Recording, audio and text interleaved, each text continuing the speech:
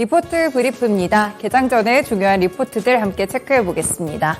오늘 첫 번째 종목은 하이브고요. 메리츠증권 리포트입니다. 일회성에도 견조한 실적이 기대되고 있는데요. 지금 2분기 영업이익은 696억 원으로 전년보다 21% 정도 감소하면서 컨센서스를 하회할 것으로 보입니다.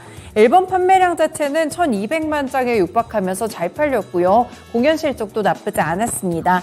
다만 BTS 페스타나 위버스콘 같이 공연 관련 비용과 보이넥스트 도어 대비 제작 원가가 반영되면서 수익성이 살짝 부진한 모습이었는데요. 그래도 3분기는 더 주목할 만한 모멘텀들이 많습니다. 먼저 앨범에서는 뉴진스의 미니 2집과 BTS 전국의 솔로 앨범이 발매가 되고요. 투어 측면에서는 엔하이픈과 세븐틴의 월드 투어 일정이 예정이 돼 있습니다. 알류넥스트 걸그룹과 UMG가 협업하는 글로벌 걸그룹 프로젝트는 내년 상반기를 기점으로 데뷔를 목표로 두고 있는 상황인데요. 위버스의 멤버십 서비스도 시작되면서 이용자 수와 이용자 수당 매출까지 함께 증가할 것으로 기대되고 있습니다. 이에 따라 목표 주가는 35만 원까지 상향 조정했습니다. 두 번째 종목은 삼성중공업입니다. SK증권 리포트고요. 올해 수주 목표 무난하게 초과적으로 달성할 것으로 보이는데요. 일단 삼성중공업은 2분기 영업이익이 680억 원으로 전년에 비해서 흑자 전환할 전망입니다. 지금 LNG 운반선과 컨테이너선 중심의 건조 물량이 증가하고 있고요. 고정비는 감소하는 가운데 선가 상승의 효과도 크게 확대되고 있습니다. 올해 수주 목표를 95억 불 수준으로 제시를 했는데요. 이를 훨씬 더 초과한 123억 불 정도를 수주할 것으로 보고 있고요. 하반기 조선에서 카타르 2차 LNGC 14척 그리고 쉐브론 4척을 수주할 수 있을 것으로 보입니다. 고성가로 우려감이 있었던 컨테이너선에 대한 수주까지 지금은 꽉 찬 상태라고 하는데요. 해양 부문까지 목표 초과를 달성할 것으로 보이고요. 1분기에 이어서 2분기까지 흑자를 기록하면서 실적에 대한 안정성도 증가하고 있습니다. 이에 따라 목표 주가는 11,000원까지 상향 조정했습니다.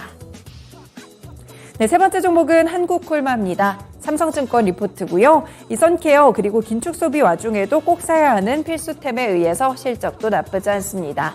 일단 2분기 영업이익은 432억 원으로 전년보다 30% 정도 증가하면서 컨센서스를 상회하는 실적이 예상되고 있는데요. 지금 ODM 사업과 제약 사업이 모두 성장할 것으로 보이고요. 특히 소비 둔화를 보이고 있는 중국에서도 매출액이 늘어나고 있다는 점이 상당히 인상적입니다. 선케어 제품의 수요가 큰 폭으로 늘어났기 때문인데요. 그리고 지금 전 세계 나라에서 인디 브랜드들이 성장 기회를 엿보고 있습니다. 그만큼 인디 브랜드가 빠르게 증가하고 있고요. 이커머스와 멀티 브랜드 숍으로 신규 브랜드에 대한 진입 장벽이 낮아진 가운데 이렇게 신규 브랜드가 막 생겨날 때 결국 ODM 업체들은 상당한 기회를 잡아갈 수 있겠습니다. 기회 요인이 현재는 리스크 요인을 압도하는 상황이고요. 이에 따라 목표 주가도 55,000원까지 상향 조정했습니다. 다음 종목은 한전 KPS입니다. 신영증권 리포트고요. 2분기 실적 맑을 것으로 보입니다. 현재 2분기 영업이익은 414억 원으로 전년보다 45% 정도 늘어날 것으로 보이는데요. 지난해 계획됐던 화력과 원자력의 계획 예방정비 고사가 다수 이월됐기 때문입니다. 그리고 이익률이 저조했던 일부 해외 사업장도 종료하게 되면서 수익성까지 방어하는 모습인데요. 지금 이번 정부는 원전에 대해서 굉장히 친화적인 정책들을 펼치고 있는데 이에 수혜주가 될 것이라는 전망입니다. 원전 관련 매출액이 꾸준하게 증가할 것이라고 봤고요. 또 새로운 사업으로 신재생 매출에 대한 비중도 앞으로 확대될 것으로 보입니다. 소형 원자로인 SMR의 상용화 시기는 지금 2028년에서 2030년 정도를 보고 있는데요.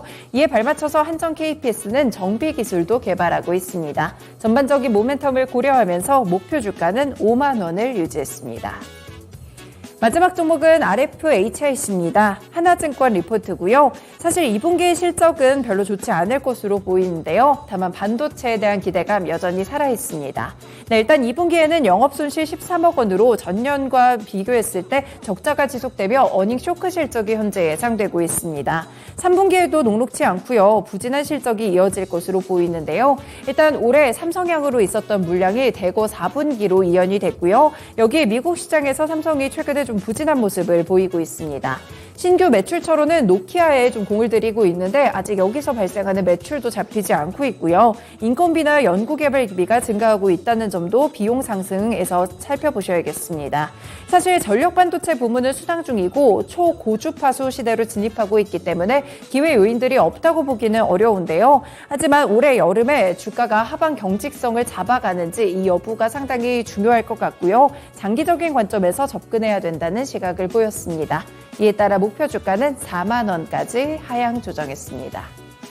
네, 이렇게 오늘도 5가지 리포트 함께 살펴봤습니다. 리포트 브리프였습니다.